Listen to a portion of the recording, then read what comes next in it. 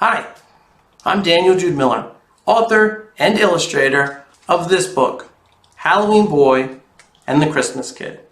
And I'm going to read this book for you right now, and I'm going to tell you a little bit more about it. The first and most important thing you need to know about this story is that it's a true story. That's right, everything that happens in this book actually happened in real life to my real son. Okay? Because this book is about my real son and his real best friend. And they're two very, very special boys, and I'll tell you why. Because they were born on the same day and in the same hospital, which means they have the same birthday. But that is where their similarities end. Because they are two totally different boys. One of them loves Halloween. Loves it. Celebrates Halloween all year round. The other one doesn't really like Halloween at all. He loves Christmas. So this is a story about two boys with the same birthday, but two very, very different sets of interests. So I'm going to read this story, but here's something special. Stick around for the end. Make sure you stay for the whole story, because every book that I write and every book I do the drawings for, I like to put in a little secret. Okay, I like to put in something special in the book so that when you read it the second time and the third time, there's something interesting for you. And I'm going to tell you what that secret is at the end. Okay, so let's get started. Halloween Boy and the Christmas Kid by me, Jude Miller. It all began on an autumn afternoon at a hilltop hospital in one tiny, tucked-away town. Right before breakfast, then just shy of sunset, two beautiful baby boys were born. They made the perfect pair that now forever shared the same birthday. After 6 years of separation, they met again when they were mixed into a crowded kindergarten class. They sat uncomfortable and unaware of their unbreakable birthday bond. Cupcakes and clapping reminded them of their calendar connection, and right then and right there, they became the fastest of friends. But sometimes, things that might seem similar are really not nearly the same. You see, it's believed back at birth that one boy had been touched by the haunted hand of Halloween, while the other kid felt the festive finger of Christmas. So from that moment forward, if it was frightening, lightning, or the least bit fear-heightening, Halloween Boy loved it. While over on the other side, the Christmas Kid kept a constant craving for only elves, eggnog, and everything evergreen. Either nighttime or daytime, dream time or playtime, it was always a great time for a bone-rattling bash or a bell-jingling ball. Both boys liked to dress up and boasted cluttered closets filled with all sorts of crazy costumes. But their collections clashed because the outfits they owned were completely opposite. Not even the seasons could keep them from celebrating. Halloween Boy stayed spooky all through spring and summer, while the Christmas Kid would decorate days far from December. Actually, they were immensely mismatched in almost any way that mattered. They dined differently, designed differently, and definitely shined differently. They were clearly not copies, and certainly not clones, and yet that never presented a problem for these permanent pals. Once, for a week, the Christmas Kid chose to change from cheery to eerie, but the results were rather scary. There was also a time when Halloween Boy tried to jumpstart the joy and jolt his jolly, but the effort ended horribly. Still, despite their daunting differences, this duo always balanced out as best buddies. In the fall, the leaves fell, and soon pumpkins were parked on every patio and porch. And after so many months of patience, a breathless boy could horribly howl, "Happy Halloween!" because it was finally the Halloween boy's favorite day of the year. Come November, they remembered their everlasting link and lit candles, cut cake, and looked forward to another incredible year together.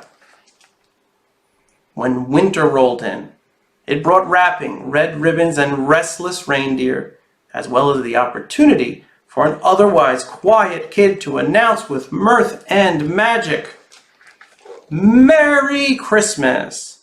because it was the time of the year that the Christmas kid loved the most.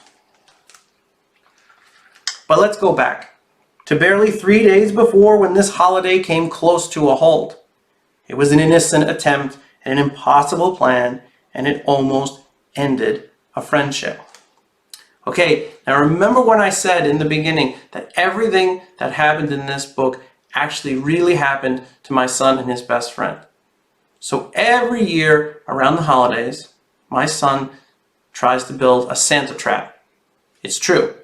Okay, he comes up with a different plan every single year to try to catch old Saint Nick. All right, now one year he put a net underneath our fireplace. It didn't work. The next year he got a whole bunch of those little glue traps, the ones that you put down to try to catch mice, right under the fireplace. That also didn't work. And then one other year, he went to school and he made a mistake. He told his best friend, the Christmas kid, about his new trap that he was building.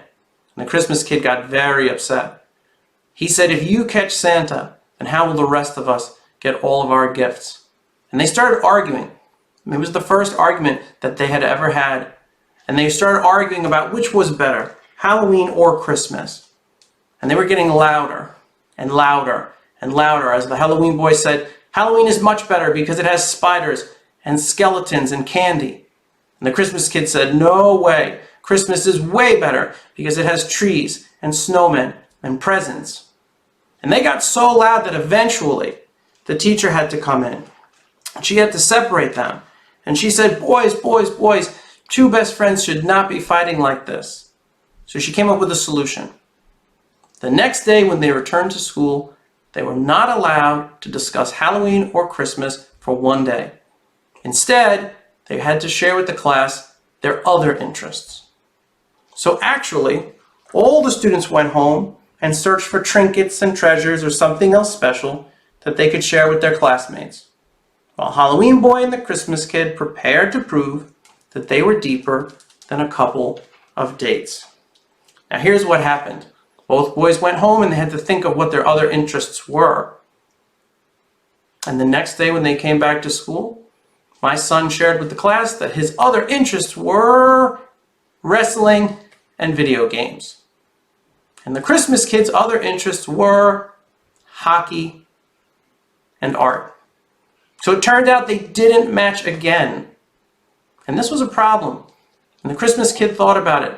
And he said, "If we are so different, should we even stay best friends?" That's a good question. Should two people who are very, very different, should they ever be best friends? And my son thought about that, and the Christmas kid thought about that, and the answer that they came up with was totally, truly, positively, yes, they should. They have been best friends for almost their entire lives now, because even though they're different, it's important that they share this birthday together and they share their love of everything that they do, and they've always been best friends. Okay, so two people who are very, very different can absolutely be best friends always. In fact, it's actually better than two people who actually love only the same things. Now remember, I said that everything in this story is a true story. So on the last page of this book, you'll see right there, there's a photo of the two real boys. Okay, that's a little bit older photo because they're older now. But the two boys, every year they go trick-or-treating together. And my son is the spooky, scary one. He always dresses up as something scary. And his best friend doesn't really like Halloween that much, so he dresses up like Santa every single Halloween. Okay, but this is totally true, and those two boys are still best friends to today.